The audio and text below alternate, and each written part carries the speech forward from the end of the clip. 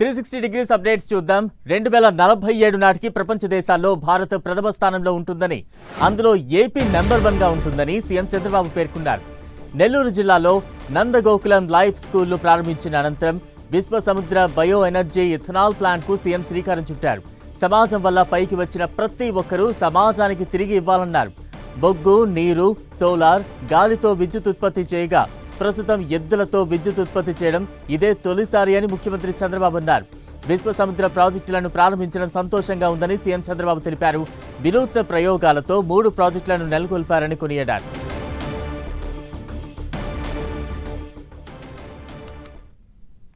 Vishwasamudra bio energy ethanol plant, Nandagokulam save the bull, Nandagokulam life school, ఈ మూడింటిని ఈరోజు నేను ఇనాగరేట్ చేయడం నాకు ఒక నూతనమైన ఎక్స్పీరియన్స్.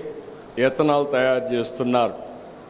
గవర్నమెంట్ ఆఫ్ ఇండియా ప్రకారం దీన్ని ఏ విధంగా పెట్రోల్లో మిక్స్ చేయాలో మిక్స్ చేయడం కోసం మామూలుగా కేంద్రం ఒక రూల్ పెట్టి 20% వరకు ఎథనాల్ బ్లెండింగ్ ప్రోగ్రామ్ తీసుకొస్తే దాన్ని ఇక్కడ సద్వినియోగం చేస్తున్నారు.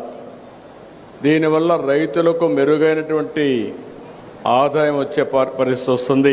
ఎడ్లతో, బుల్స్తో కరెంట్ ఉత్పత్తి చేయడం, ఇది ఎక్కడ ఎవ్వరు ఇంతవరకు ఆలోచన చేసి ఉంటారన్న నమ్మకం. నేను కూడా ఫస్ట్ టైం చెప్పినప్పుడు ది పవర్ ఆఫ్ బుల్ అంటే నాకు కూడా ఆశ్చర్యం వేసింది. ఇది అవుతుందా అని ఆశ్చర్యం వేస్తే ఈరోజు దానికోసం థ్రెడ్ మిల్ తయారు చేసి దాని మీద వీటిని ఎక్సర్సైజ్ 4-5 గంటలు చేస్తే మనం కూడా ఎవ్రీ పర్సన్ మీరు గుర్తుపెట్టుకోవాల్సిన అవసరం ఉంది. మన ఆరోగ్యం మనం తినే తిండి పైన, రెండోది మనం తీసుకునే రెస్ట్ పైన, నిద్రపోవడం, మూడోది నిద్రలేస్తే 1 గంట ఎక్సర్సైజ్ చేయడం, నాలుగోది మంచి పని చేయడం. ఈ 4 చేస్తే ఇంకా హాస్పిటల్కి పోయే పరిస్థితి ఉండదు. అది చేయని వాళ్ళే హాస్పిటల్కి పోతారని చెప్పి కూడా నేను మీకు తెలియజేస్తున్నా.